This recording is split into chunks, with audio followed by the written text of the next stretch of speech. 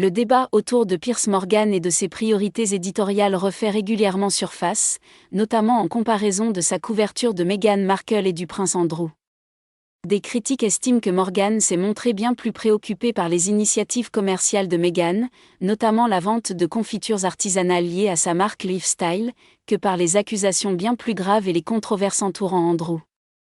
Au fil du temps, Morgan a écrit abondamment sur Meghan et le prince Harry, publiant plus d'une douzaine d'articles d'opinion analysant leurs interviews, apparitions publiques, projets commerciaux et même leurs choix de communication. En comparaison, certains observateurs soulignent qu'il n'aurait rédigé qu'une demi-douzaine d'articles consacrés à Andrew, dont l'association avec Jeffrey Epstein et les scandales qui ont suivi ont pourtant soulevé des questions majeures pour la réputation et la crédibilité de la monarchie. Cette disparité avait déjà été pointée du doigt il y a environ 5 ans lors d'un échange sur Twitter initié par le commentateur Femi Oluwole. Celui-ci s'interrogeait sur l'acharnement de Morgan envers Meghan, tout en soulignant sa relative retenue concernant Andrew.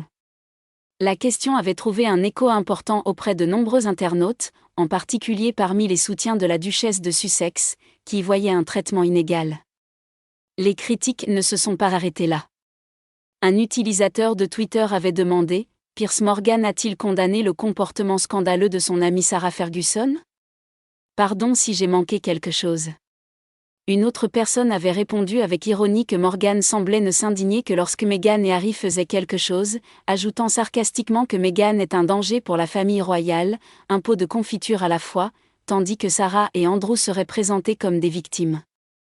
Les soutiens de Meghan estiment que ce contraste reflète des biais plus profonds, qu'ils soient personnels, idéologiques ou médiatiques. Morgan a reconnu avoir rencontré Meghan brièvement et échangé quelques messages avec elle avant son mariage royal. Pourtant, ses commentaires à son égard ont souvent été directs, critiques et persistants.